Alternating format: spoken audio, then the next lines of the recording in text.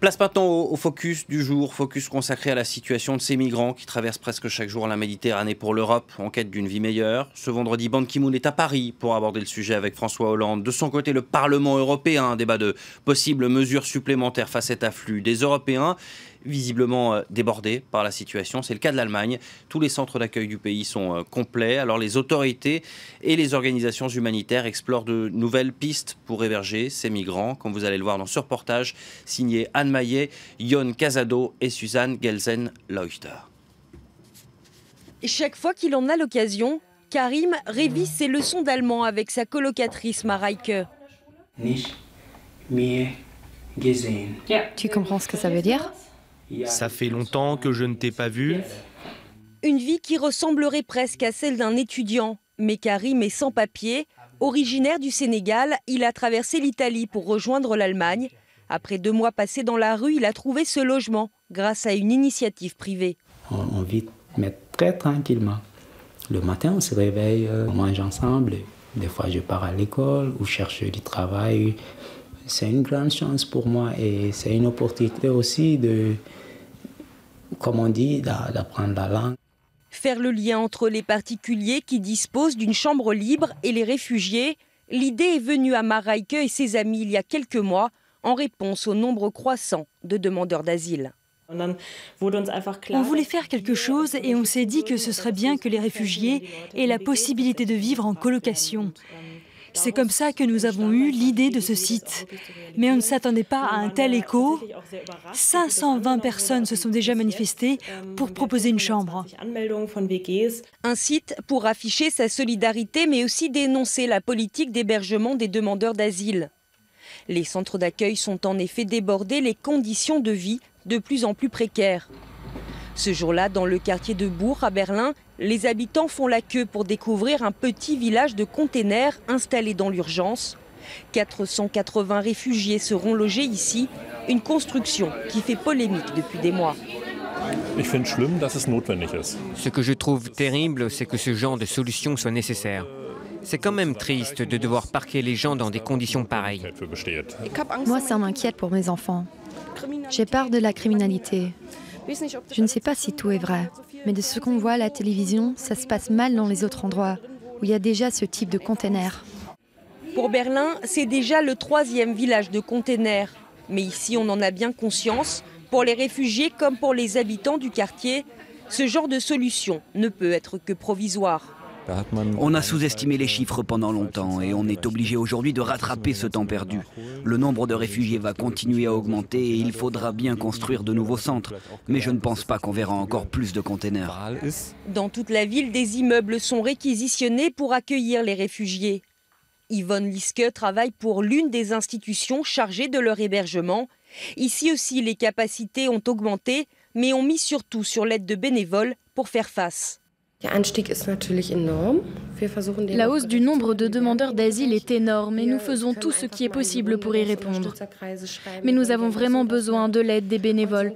Parmi eux, il y a des voisins, des gens qui exercent plusieurs métiers. Et heureusement, ils nous prêtent main forte. Un réseau de 160 personnes qui donnent des cours de langue aux enfants, qui accompagnent les adultes dans leurs démarches administratives et collectent des fonds. Objectif, pallier aux défaillances de la prise en charge officielle. Ce que nous cherchons à faire à long terme, c'est les aider à trouver un emploi, les aider à trouver un appartement. Dans tous ces domaines-là, il y a énormément de choses à faire. Car pour les réfugiés, tout est compliqué, en particulier la bureaucratie. Le gouvernement a débloqué 500 millions d'euros cette année pour aider les communes. Mais le pays n'échappera pas à une refonte de sa politique d'accueil. L'opposition milite pour la fin des centres d'hébergement et une intégration plus rapide des réfugiés. Il faut absolument héberger plus de réfugiés de manière décentralisée, en appartements. Si on continue à les ghettoiser, ils resteront en marge de la société et il faut absolument l'éviter. Car nous savons bien que nombre d'entre eux vont rester en Allemagne pour longtemps. Karim, lui, est bien déterminé à refaire sa vie ici avec l'aide de ses colocataires. Mais sur les 200 000 réfugiés accueillis en Allemagne en 2014, seule la moitié ont réussi, comme lui, à trouver un logement. Voilà pour ce reportage. À mes côtés, Pierre-Henri, merci d'avoir accepté notre invitation. Bonjour. Vous êtes le président, le directeur général de l'ONG France Terre d'Asile. On vient de voir ce reportage en Allemagne. On n'irait pas jusqu'à dire que c'est un portrait idyllique des centres d'accueil, mais on voit que la chose est plutôt bien gérée en Allemagne. Ça tranche beaucoup avec d'autres images, celles des centres de rétention en Italie, par exemple. Oui, enfin, il n'y a rien à voir entre les centres de rétention italiens et ce type d'accueil en Allemagne. Il faut se souvenir que l'Allemagne est le premier pays d'accueil des demandeurs d'asile aujourd'hui, parce que ce ne sont pas simplement des migrants, comme il est dit dans le reportage, ce sont des demandeurs d'asile qui viennent pour la plupart de pays en guerre.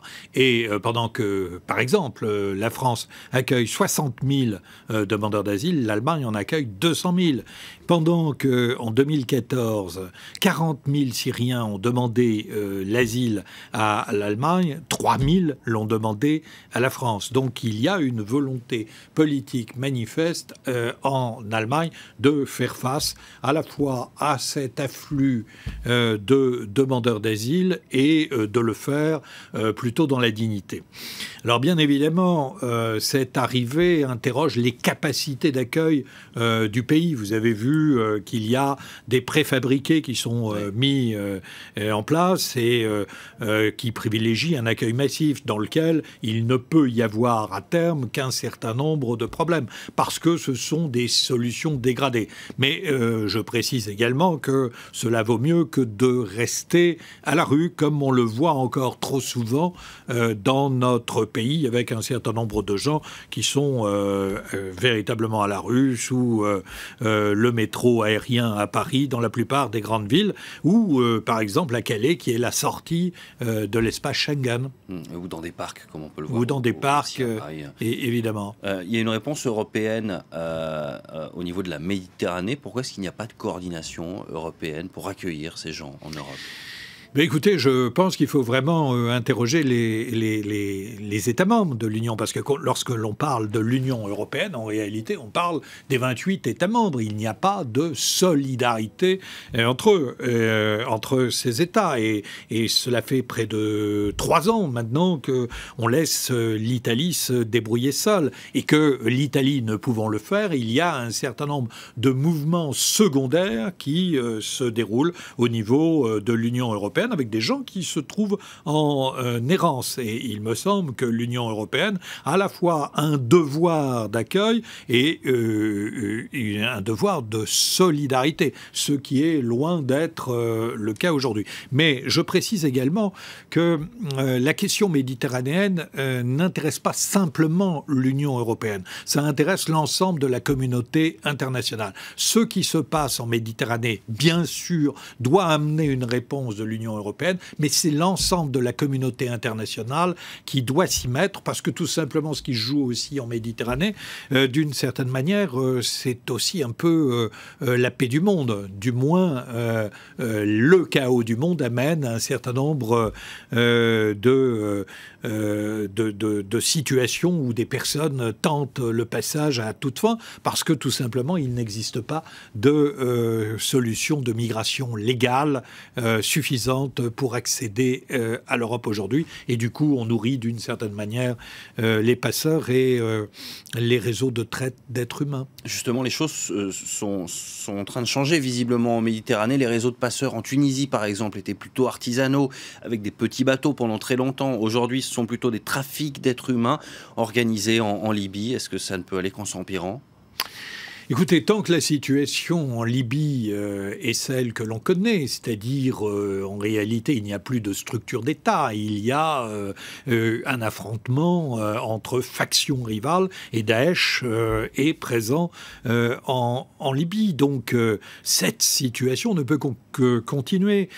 On oublie trop souvent que parmi les personnes qui arrivent sur les côtes européennes, il y a, on l'a dit, un certain nombre de Syriens, mais il y a aussi un certain nombre de personnes personnes de nationalité érythréenne et qui fuient ce petit pays, cette Corée du Nord de la Corne de l'Afrique, et dont personne ne connaît le nom du dictateur. Il s'appelle Isaias Afewerki. Il faut le faire connaître. Et il fait vivre une situation d'enfer à sa population. Il faut savoir qu'un cinquième de la population éthiopienne et érythréenne est sortie du pays depuis 15 ans, que le service militaire, il est obligatoire pour les garçons et pour les filles à partir de 17 ans jusqu'à un âge indéterminé. Et que donc aujourd'hui, ce que l'on rencontre en Méditerranée, c'est notamment un certain nombre d'Érythréens qui sont arrivés jusqu'en Libye et qui sont poussés dehors par les réseaux.